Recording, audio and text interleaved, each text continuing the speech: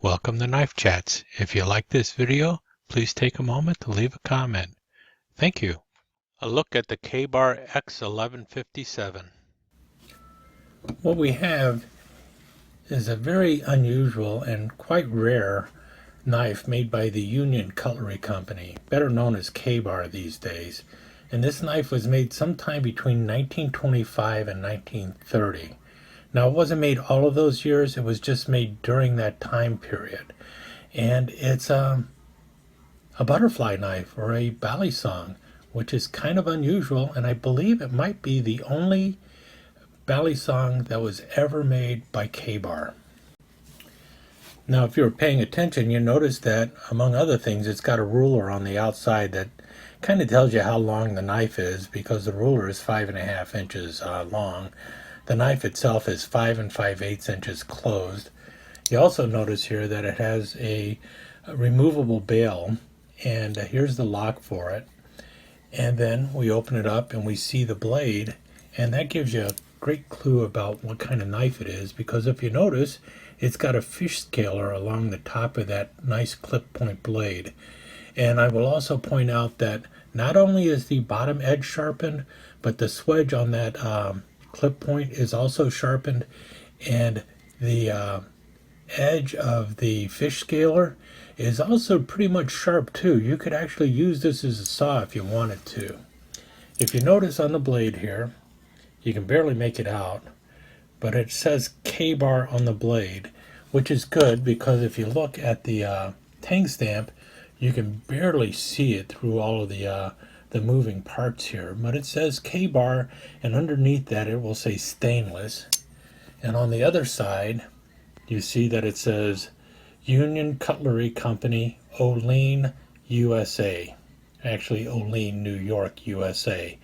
And that's how you can tell when this knife was actually made, because this is the tang stamp that the Union Cutlery Company was using between 1925 and 1930.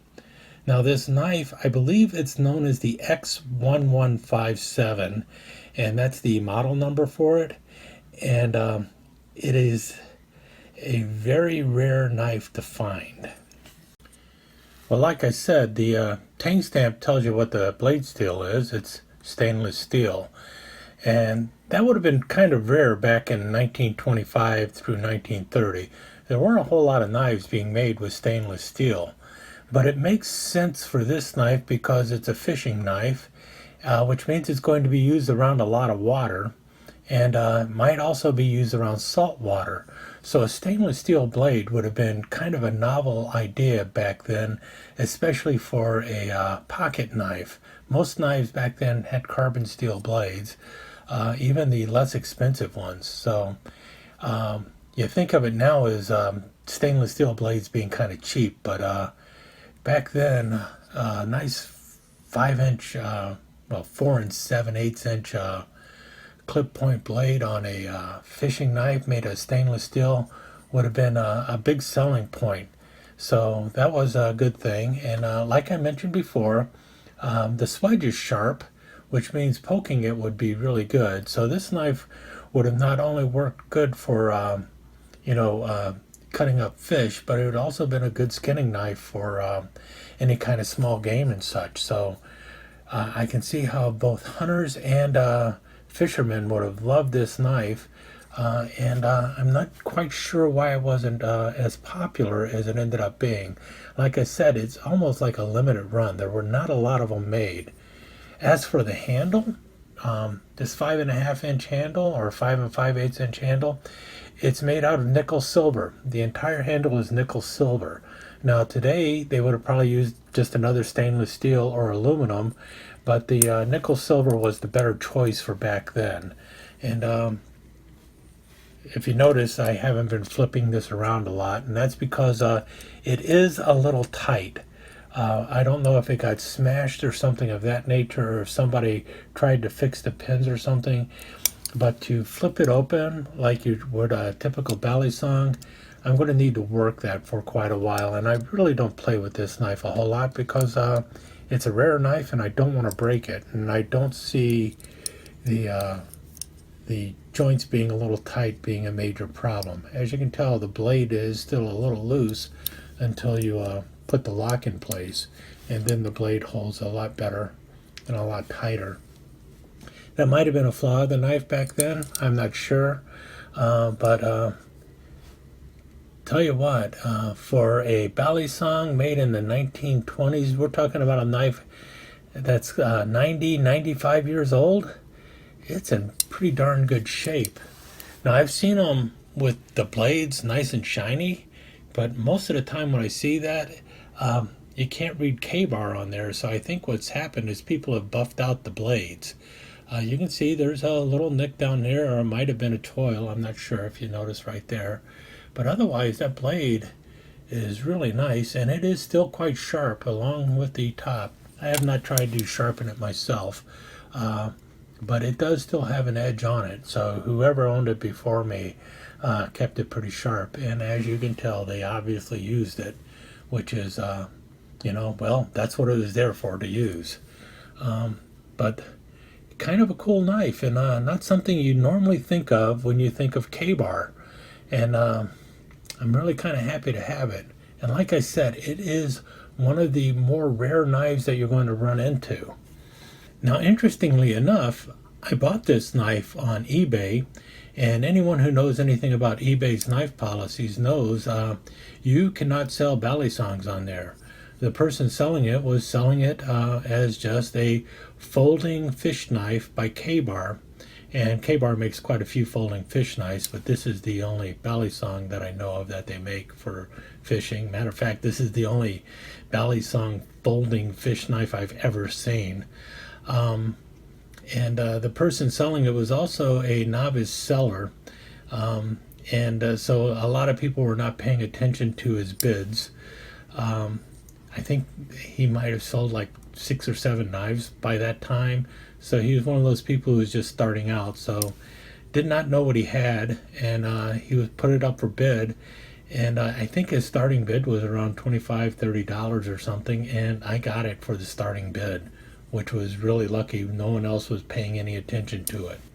Because normally when I see these knives on eBay, they have often a buy it now or ask a price, and the prices are in the $200 range, not in the $25, $30 range, and for good reason, because it is just that rare a knife.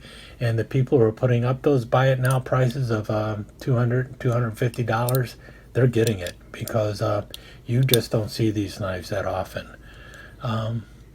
So I was really lucky to get it, and very happy to have it, and just curious about what other people think of it, and how many other people have run across one of these knives, and just what kind of shape it's in. Because really, in my years of collecting, I've only seen about 3 or 4 of them, and they usually go for a pretty steep price. And this one, with the exception of some little discoloration on the blade and a couple marks here and there, is in really excellent shape. I mean, it's got a full blade. It's the full length of it. You can still see the K-bar etch on the blade, and it really opens and closes fairly smoothly. I could probably clean it up a little bit and oil it and get a better opening and closing action on it, but just terrific. And you can definitely see that I could probably polish up that handle with no problem also, because it's just nickel silver, a little brasso, and that thing will really pop. In any case, hope you enjoyed looking at one of the more rare knives by K-Bar, and I'll try and share a couple other rare knives that I have in the near future. Oh, as for this thing here in the background, that's a K-Bar fish cleaver. To be more precise, the K-Bar P19S fish cleaver with genuine carbon chrome blade. I have to do a video on my fishing cleavers sometime in the near future too. But ain't this one a beauty? Nice and shiny. Well, I don't know why they'd go around giving a fish a cleaver, but what the heck? K-Bar made them for them. So just recapping, this is the K-Bar X1157 folding fish knife. It is a Balisong or butterfly type knife. The overall specifications, the knife was produced sometime between 1925 and 1930. It's very limited production. The overall length when open is 10.5 inches. The closed length is 5 5/8 of an inch, and the blade's overall length when full is 4 7/8 of an inch. The steel on this clip point blade is similar to a 440C. The swedge on the knife is also sharpened, and the spine of the knife acts as a fish scaler or a bone saw used for cutting through fish bones and stuff, like cutting off the head of a fish. The blade also is etched with the word K-bar on it, so Ka-bar in all caps. If you're not seeing the K-bar etch on the blade, then most likely the blade has been polished. The folding handle of the knife is made out of nickel silver. And the handle portion that protects the edge side of the knife blade will have a ruler on it that measures 5.5 inches. The bell on the knife is removable, and it will be found on the ruler side of the handle, whereas the lock is attached to the opposite side of the handle. The pins holding the handle to the knife, as well as the lock to the handle, are all made out of nickel silver as well. And finally, the blade itself has a tang stamp on it. The K-bar stainless steel will be on the front side or the ruler side of the knife. And on the back side of the blade, you will have Union Cutlery Company, Olean, New York, USA. Unfortunately, because of the way the handle is attached to the knife, you cannot really see the tang stamp very well. But there you have it. That's the K-bar X-1157 Balisong fish knife from the late 1920s. I was glad I could share this wonderful little knife with you. Stay tuned and I'll show you how well it flips.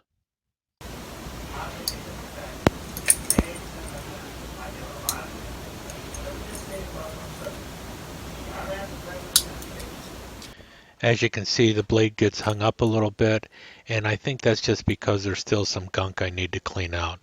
Nothing appears to be bent on the knife.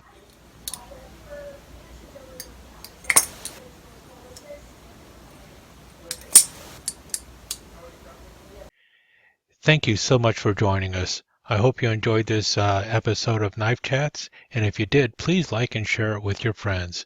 Comments are always welcome. Don't forget to subscribe and ring that notification bell so you'll know when the next episode of Knife Chats is up online. Thanks again. Hope to see you soon.